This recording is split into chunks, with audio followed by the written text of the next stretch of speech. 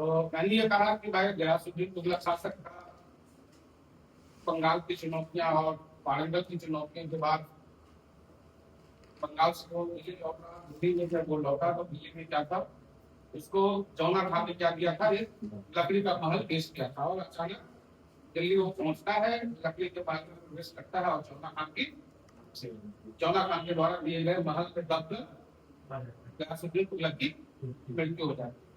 अब इसके बाद गयासुद्दीन तुगलक के बाद अगला दौर आता है, वो आता है मोहम्मद बिन तुगलक।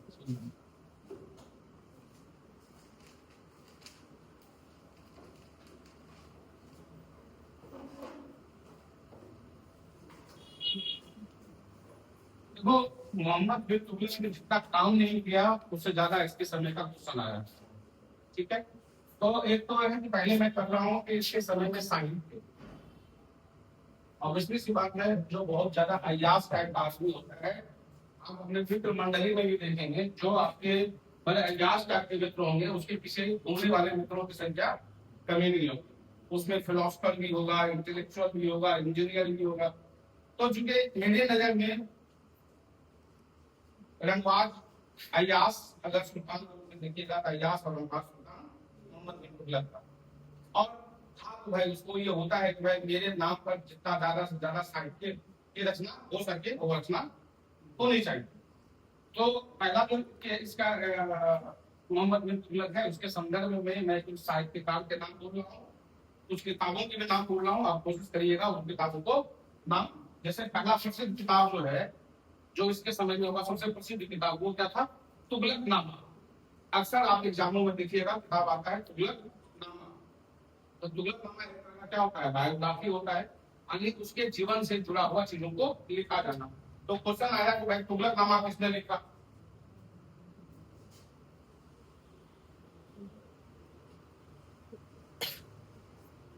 हमने पहले भी बोला है चुगली हिंद कौन था, अमीर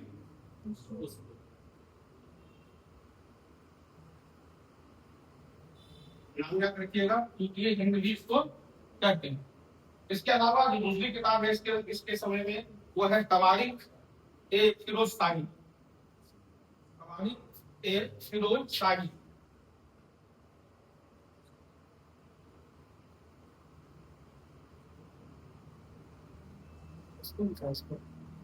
और तवारीख ए फिरोज शाही जो किताब की, जिसमें आप देखिए नाम है किसका, फिरोज शाही। फिरोज कौन था, इसके पहले जाइएगा, है ना, तो जौना खान, तो जौना खान के बारे में जाइएगा तो वही फिरोज खान है।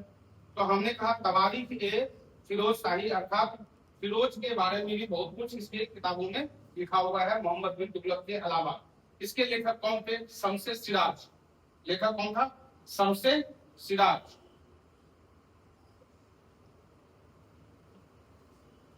ये तुम्हारा कलम का क्यों नहीं चल रहा है,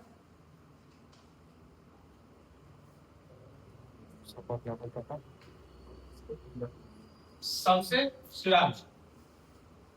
तीसरी जो साहित्य इसके जमाने का है वो है मुंसाफे महारुद।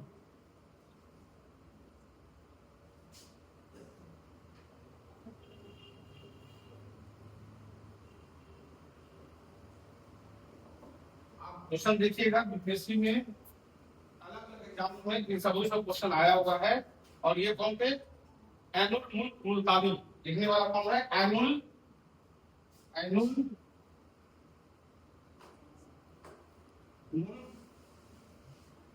मुल्तानी। मुल्तान का रहने वाला था, उसके नाम के आगे आ गया मुल्तानी।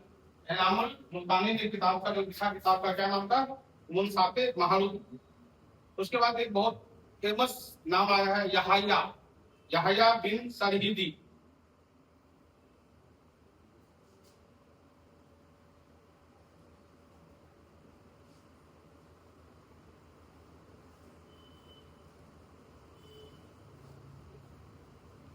यहाया बिन सरहिदी ने जो किताब लिखा, उस किताब का नाम था तवारीखे मकतूबारक शाही। लिख लीजिए, तवारीखे ए मकतूबारक शाही।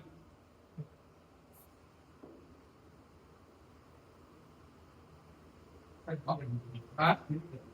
मैंने बोला कि तबारीक लिखिएगा ए मतुबारक।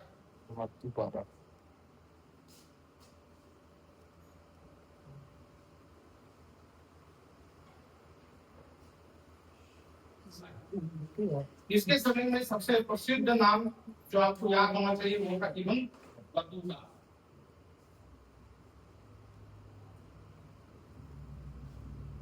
निम्नलिखित में वह कौन सा शासक है जिसके दरबार में प्रसिद्ध इब्न बतूता आया था? इब्न बतूता कहां से आया था? अफ्रीका से आया था। कब आया था? 1333 में। कब आया? अफ्रीका से। कब आया? 1333 में। ये काजी भी बना। क्या बना? इब्न बतूता काजी। काजी क्या होता है?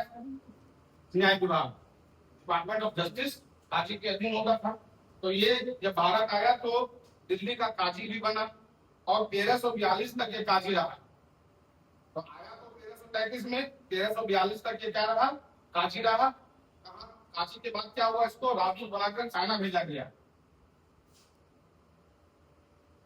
1342 तक। उसके बाद इसको क्या बनाया गया? राजदूत। राजदूत बना के कहां भेजा गया? इसको चीन भेजा गया।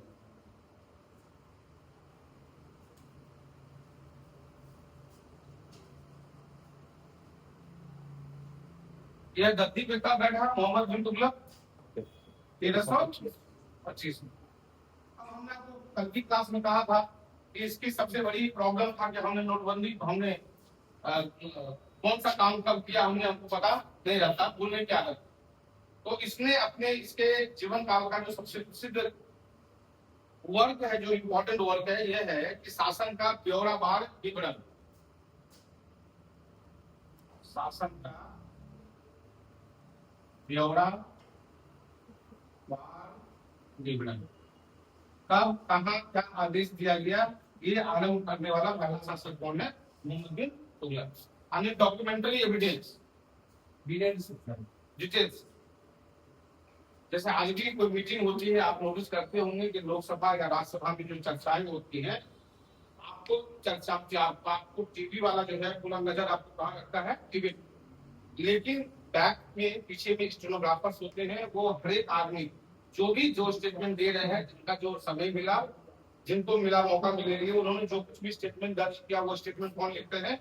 जो स्टेनोग्राफर वो लिखता है। और उस पूरे दिन का कंपाइलेशन होता है कि कौन सा डिबेट हुआ, इन्होंने क्या स्टेटमेंट दिया। ये जो स्टेटमेंट लिखना या डिटेल्स लिखना होता है, डिटेल्स लिखने की परंपरा कहां से शुरू हुई? मोहम्मद बिन तुगलक के समय से। इसने दूसरा काम किया, क्या किया भाई?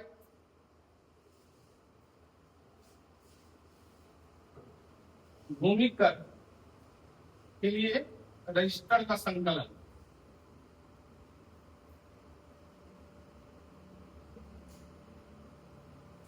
मुझवानी में कुछ नहीं होगा, विक्टिम के सामने भक्तम का कोई मतलब नहीं। तो जिसका भी जो लैंड है, प्रॉपर्टी है, उसका क्या करिए?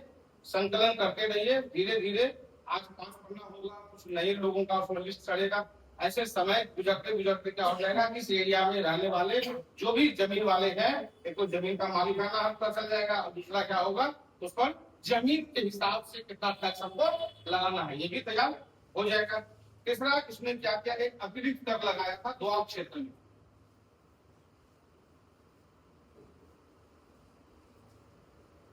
दोआब क्षेत्र में अतिरिक्त कर।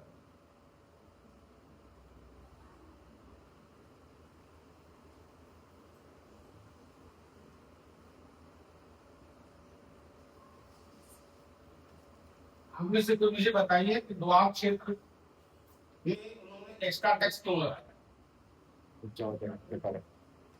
क्या कारण हो सकता है? दोआब जमीन है, दो नदियों के बीच, दो जल के बीच का जमीन है, इसका मतलब उसको उत्पादन क्या होगा? ज्यादा। तो ज्यादा उत्पादन होगा तो टैक्स आपको ज्यादा देना पड़ेगा। इसके लिए, इन चीजों के लिए कि दोआब वाले क्षेत्र में जो एक्स्ट्रा टैक्स लगाना है, इन चीजों के लिए एक विभाग ही खोला, उसका नाम था विभाग एको ही।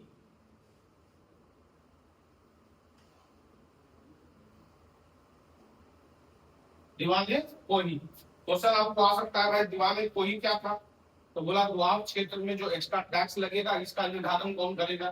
तो इसको निर्धारण करने के लिए जो डिपार्टमेंट की स्थापना हुई उसका नाम हुआ दीवाने कोही।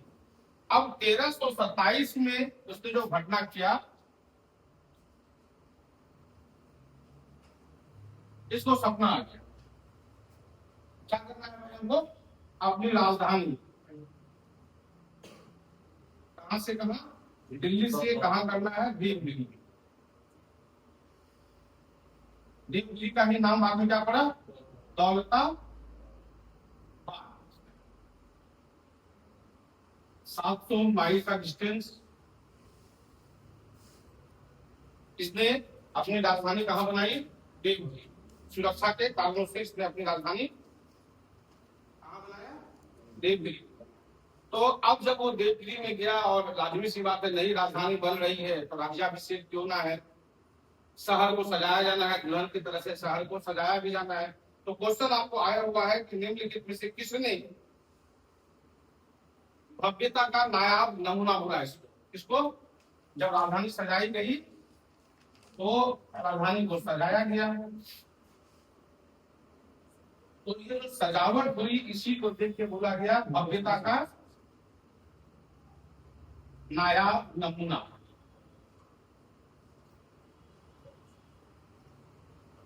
इसने बोला।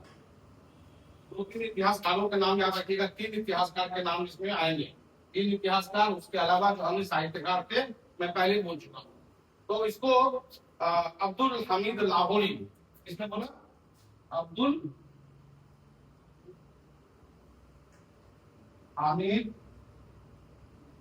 लाहौरी ने क्या बोला इसको, किसको बोला, देवगिरी में जो राजधानी सजी तो उसकी सजावट में उसके भव्य रूप दिया गया, उस भव्यता को क्या बोला, भव्यता का नायाब नमूना। किसने बोला, अब्दुल हामिद लाहौरी ने बोला। एक और आदमी है उसका नाम था लेनपुल, एक इतिहासकार और भी है उनका नाम है लेनपुल। क्वेश्चन आ सकता है कि देवगिरी को निम्नलिखित में से किसने, देवगिरी या दौलताबाद, देवगिरी या दौलताबाद को निम्नलिखित में से किसने गुमराह व्यक्ति का, गुमराह शक्ति का स्मारक चिन्ह कहा है। दौलताबाद को क्या बोला गया, गुमराह शक्ति का स्मारक चिन्ह।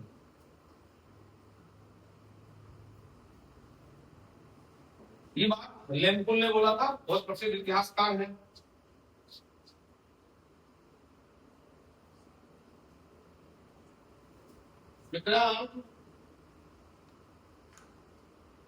विक्रम लेनपुल। अब इसका कारण होता है कि सोने का भी पसंद करता था, सोने को काफी पसंद करता था। तो इसने बोला कि भाई हमको सिक्का चलाना है, किस चीज का, सोने का। अब इसने जो सोने का सिक्का बनाया वो बना था कितने का बेटा, 200 ग्रेन का। ये याद रखिएगा वेट कितना था, 200 ग्रेन। मेटल को नापने के लिए या इकाई के रूप में उस जमाने में इस्तेमाल, आज भी होता है इस्तेमाल बुलियन मार्केट में ग्रेन का। तो इसने क्या किया, 200 ग्रेन का क्या किया, सिक्का चलाया, सोने का सिक्का। और इस सोने के सिक्का के कारण इसको कहा गया धनवानों का युवराज। इसी वजह से क्या कहा गया, धनवानों का युवराज।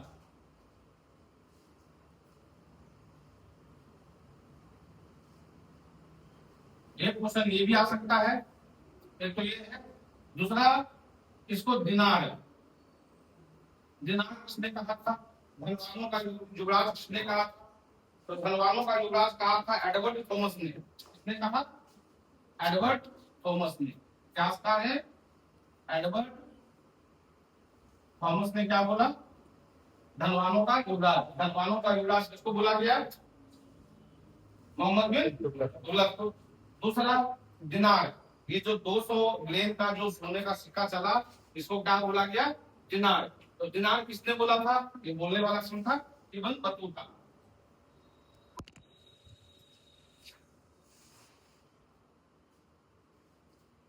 आप पहले ही आप याद करिए, जो सिक्का चला था वो कितने ग्रेन का था?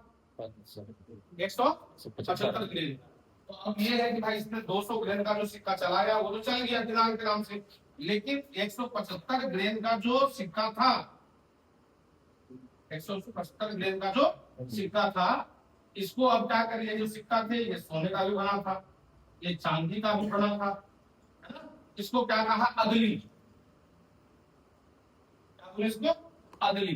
तो अदली क्या था? 175 ग्राम ग्रेन का, ग्राम का 175 ग्रेन का जो सोने का सिक्का या चांदी का सिक्का जो पहले के शासकों ने चलाया था, उसको क्या बोला इन्होंने? अदली बोला।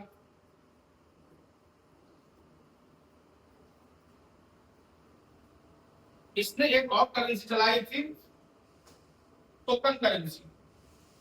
आधुनिक आज के रूप में आपके पास जो हाथों में 500 का जो नोट है वो क्या है? टोकन करेंसी है। इकोनॉमिक्स में ये सब चीज आपको पढ़ना पड़ेगा, टोकन करेंसी। तो उसने 1329 या 1330 में चलाया क्या?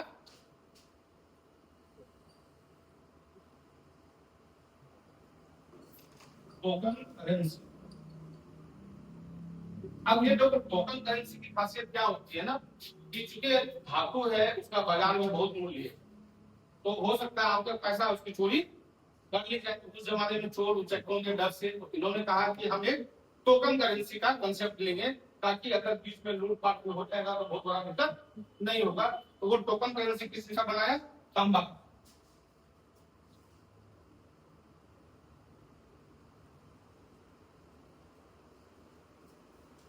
आपको इतना बहुमूल्य हो जाता है कि उसका काला बाजारी के पर्पज से भी शुरू हो जाता है। अब आप समझिए, उस जमाने में अगर कोई सुनार रहा होगा तो मोहम्मद बिन तुगलक ने सोने का पसंद था तो सोने का सिक्के चलाया, लेकिन अगर उसके क्षेत्र में अगर सोना का काम करने वाला होगा तो क्या क्या सारा सोना का सिक्का इकट्ठा करके रख लिया होगा, और बाजार में क्या होगा? सोने का सिक्का मिलेगा ही नहीं। जैसे आज की तारीख में 2000 का नोट चलता है कि बंद हो गया? कब बंद हो गया? 2000 का नोट बंद हो गया या नहीं हुआ? आप कह रहे हैं कि हो गया। आप इसलिए कह रहे हो गया क्योंकि 2000 का नोट आपको मिलता नहीं। तो 2000 का नोट क्यों नहीं मिलता है? शुरू में तो 2000 का नोट ही चला था और काला बाजारी। तो अभी जो बड़े बड़े डिजिटल घराने हैं उन लोगों ने क्या किया? 2000 का नोट ब्लैक मनी के रूप में अब 100 टकिया 500 टकिया 200 टकिया कितना मिलेगा? देखिए, अब 2000 का नोट अगर आप 100 भर लिए तो समझिए कि क्या टका हो गया। तो वो ब्लैक मार्केटिंग में कई बार ऐसा काम होता है कि जो हाई करेंसी, हाई डिनोमिनेशन का जो करेंसी होता है उसको ब्लैक मार्केट क्या करते हैं? स्टॉक कर लेते हैं आउट ऑफ मार्केट को। तो सोना का सिक्का चला है और कैसी स्थिति इसके सामने भी उत्पन्न हो गया? मोहम्मद बिन तुगलक के समय में भी उत्पन्न हो जाएगा। इसलिए बाद में उसने कौन सा सिक्का चलाया? टोकन सिक्का चलाया। जैसे आपको बताएं कि आपका जो सिक्का है, भारत सरकार ने एग्जैक्टली मुझे ईयर याद नहीं है, भारत सरकार ने एक सिक्का चलाया था, कौन सी का बना हुआ सिक्का? वो स्टील का नहीं, हाँ स्टील का सिक्का भारत सरकार ने चला। 5 रुपए जी, 5 या 10 का ऐसे, तो 5 रुपए का ऐसे, 5 रुपए का क्या चला है? सिक्का चला है। कौन सी का बना हुआ? स्टील का। वो सिक्का क्यों बंद हो गई? अब हुआ क्या कि वो 5 रुपए का सिक्का यहाँ से तस्करी करके कहाँ लेके चला गया? बांग्लादेश। अब बांग्लादेश वाले ने क्या किया? उस सिक्का को गला गला के 5 रुपए के सिक्के से बाहर को क्या किया? टोपाज का ब्लेड बना दिया। टोपाज का ब्लेड सेविंग के लिए। तो इसकी कीमत 5 रुपए का सिक्का का कीमत कितना? 5 रुपया। लेकिन उसको गला के बना दिया आपने 12 या 13 पीस या 15 पीस जो भी बनाया हो बना दिया। वो मार्केट में कितने का बिका है? 25 रुपए। तो 5 रुपये को गला के क्या बना दिया आपने? 25 रुपया बनाया। तो अचानक भारत सरकार को समझ में आया ये पैसा ज्यादा है। तो बाद में पता चला कि कस्टम एंड एक्साइज वालों ने फीडबैक दिया कि भाई बांग्लादेश में ऐसा है कि हमारे 5 रुपए को सिक्कों को ले जाया जाता है, थोक के भाव से गला कर क्या कर लिया जाता है? उसका ब्लेड बना के नेपाल के रास्ते से बिहार और भारत के पास में सप्लाई होता है। तब भारत सरकार ने क्या किया? अभी जो आपके पास सिक्का होता है वो ना तो तांबा, ना तो वो चांदी, ना तो वो स्टील का है, ना ही वो लोहा का है। उसमें कई चीजों को मिलाकर बनाया गया। अब बोला ब्लेड बनाओ, अब ब्लेड बनाएगा तो जंग लग जाएगा, ज्यादा दिन रखेगा, अगर लोहा का थोड़ा सा उसमें अंश आ गया तो क्या हो जाएगा, वो जंग लग जाएगा।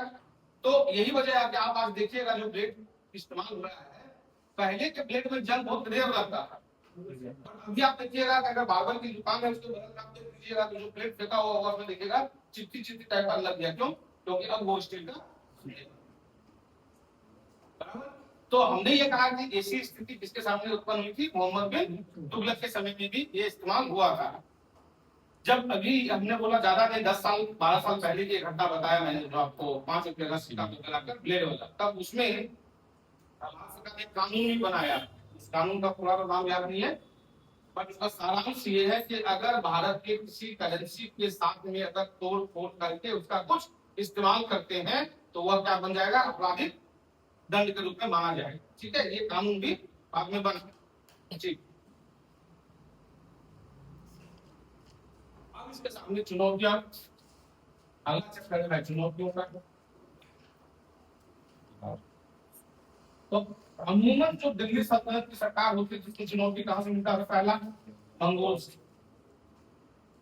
तो मंगोल से इनको भी चुनौती मिली, तो मंगोल से जो चुनौती मिला तो मंगोल का जो सरदार था क्या नाम था उसका, एक ज्यादा से ज्यादा ये हो सकता है कि मोहम्मद बिन तुगलक के समय में भारत के हमला के फिराक में जो मंगोल आया उस मंगोल का नेतृत्व करता कौन, Karma civil Khan.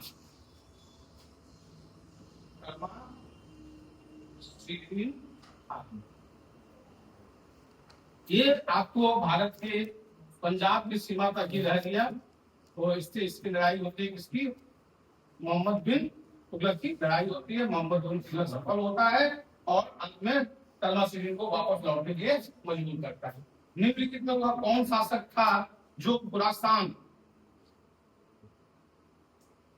Plus Iran जीतने का सपना रखता था? मोहम्मद बिन तुगलक। हालांकि ये हमला किया ही नहीं, कभी सिर्फ डिसाइड किया था। फिर इसने क्या किया था, चीन और तिब्बत भी जीतने की कोशिश किया, चीन और तिब्बत, लेकिन ये जीत नहीं पाया, इसमें वो हार गया था मोहम्मद बिन तुगलक, इसमें हार जाता है। इसके अलावा इसके सैनिक पराक्रमों में जाइएगा तो बहुत कुछ है नहीं, लेकिन सबसे ज्यादा अकाल इसके समय पर, इसकी जो बड़ी चुनौती थी वो था दुर्भिक्ष।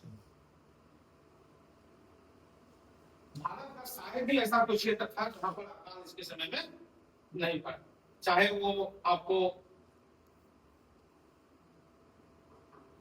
हो, सिंधु हो, मुल्तान हो, आप चाहे तो लिखना चाहे तो लिख लीजिए चुनौती दुर्भिक्ष। 2-3 जगह लिख लीजिए, इंपॉर्टेंट है। पहला नाम लिखिए मुल्तान। दुर्भिक्ष हुआ क्या, दुर्भिक्ष ऐसा है कि कारण क्या है पीछे कि अब दुर्भिक्ष पड़ गया तो जो गवर्नर होगा वो टैक्स कहां से देगा, और आपको क्या चाहिए, ये दिल मांगे मोर। अब ये दिल मांगे मोर और उधर क्या पड़ा हुआ है, अकाल। और आप अगर मांगे दिल मांगे मोर तो लाजमी सी बात है क्या होगा, बगावत होगा।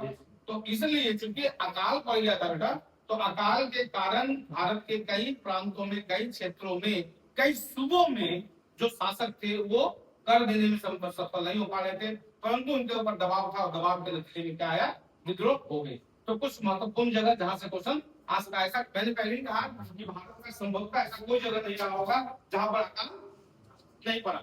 तो जैसे सिंध और मुल्तान लीजिए, सिंध और मुल्तान, बहराम खान, बहराम खान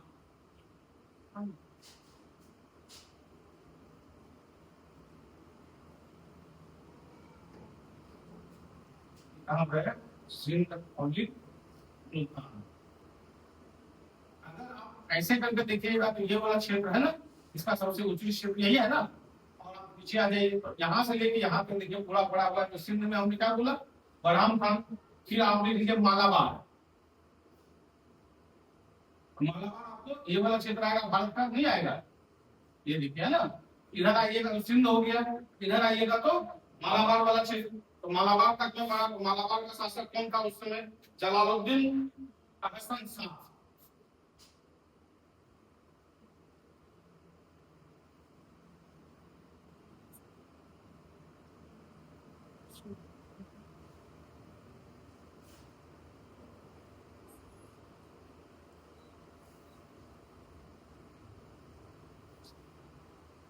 अगर आप इस ओर जाइएगा तो यहाँ बंगाल से शुरू करिए, बंगाल, और इधर आ जाइए वैशाल। वैशाल कहाँ पे था? तेलंगाना वाले क्षेत्र में। तेलंगाना से नीचे आएगा तो मदुरई वाले क्षेत्र में। तेलंगाना वाला क्षेत्र में कौन था? काकतीय वंश। लेकिन उसके नीचे आइएगा तो मदुरई वाला क्षेत्र में, मैसूर वाला क्षेत्र में वैशाल वंश। तो अगर आप बंगाल में आइएगा तो बंगाल में था फखरुद्दीन मुबारक शाह।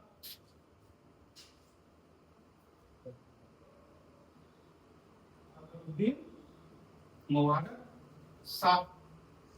मैं आपको ये समझाने की कोशिश कर रहा हूँ कि देखिए, आप अगर पश्चिमी क्षेत्र में आते हैं तो ऊपर से नीचे, अगर आप पूर्वी क्षेत्र में आते हैं तो ऊपर से नीचे, यानी अमूमन पूरा भारत ही दुर्भिक्ष की चपेट में आया हुआ था। नीचे क्या बोला मैंने? वीर बल्लाल, यह वाला कौन था? वीर बल्लाल हर का समय।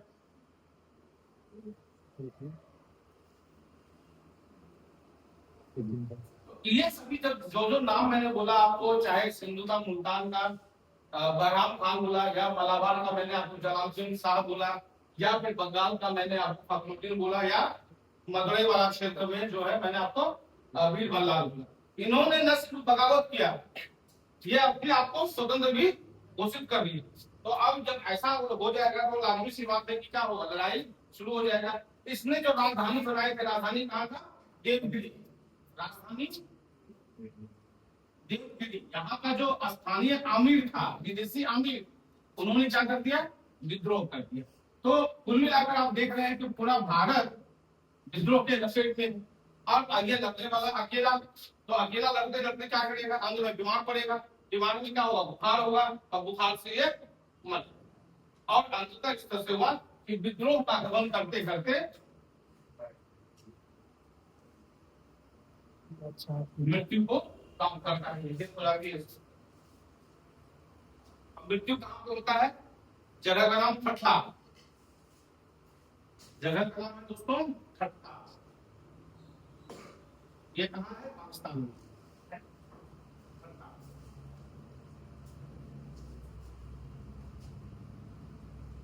इसकी मृत्यु पर एक लेखक ने लिखा, एक इतिहासकार ने लिखा कि इस प्रकार राजा अपनी प्रजा से और प्रजा अपनी, तो राजा से क्या हो गया? स्वतंत्र हो गया। किसने लिखा? बदायूनी।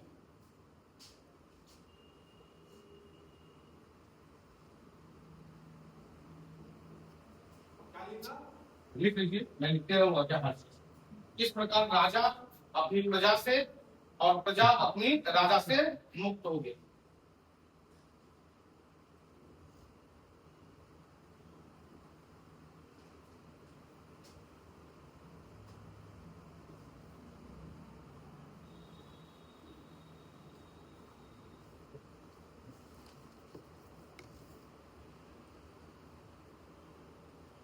नहीं कि भाई ये जब मर गया, इसके डेथ के बाद अब क्या होगा? चारों ओर क्या फैलेगा? राजा नहीं है इधर, तो चारों ओर क्या फैलेगा?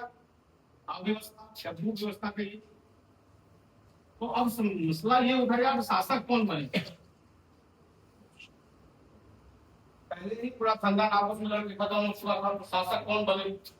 तो ऐसे हालात में जो सैनिक लोग थे, उन लोगों ने एक नाम बताया। क्या नाम बताया? फिरोज शाह तुगलक का। और फिरोज शाह तुगलक शासक बना। सरदारों ने क्या किया? फिरोज शाह तुगलक को अगला शासक बना। तो जैसे ही कोई शासक बनेगा तो क्या आएगा दोस्तों? चुनौतियां। आप देखते हैं चुनौतियां इसका। लेकिन फिरोज शाह तुगलक को थोड़ा ज्यादा पढ़ना पड़ेगा।